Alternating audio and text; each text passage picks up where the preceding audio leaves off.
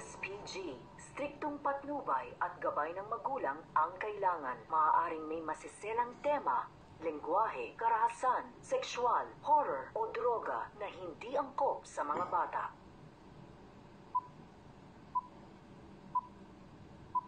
Isang paalala, ang video na ito ay ayon lamang sa aking sariling pananaliksik. Hindi ko nais na pilitin ang sino man na maniwala sa videong inyong matutunghayan. Kung hindi kayo kumbinsido sa mga impormasyon at taliwas ang inyong paniniwala sa kaalamang aking ilalahad, maaari kayong gumawa ng sarili ninyong pagsisiyasat para sa inyong kakontentuhan. Ang videong ito ay gabay lamang sa mas malalim na kaalaman at pag-intindi at hindi gawa ng isang profesional. Naniniwala ako na malaya tayong magbigay ng opinyon at suhestyon bilang malayang mamamayan ng Pilipinas. Maraming salamat po.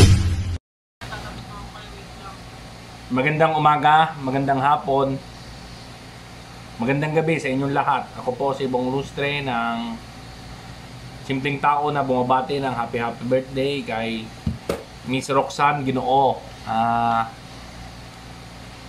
Si Roxanne Ginoo po ay pinanganak po siya noong February 14, 1986. Ang asawa niya po ay si Elton Yap.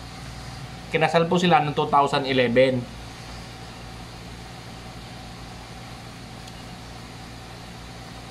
Ang nanay niya po ay si Ana Bots at saka si Bernardo Ginoo ang kanyang tatay.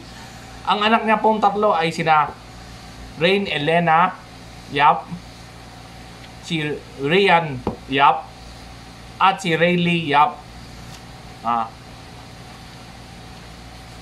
Siya po isang artista na gusto ko lang po sanang batiin ng happy birthday.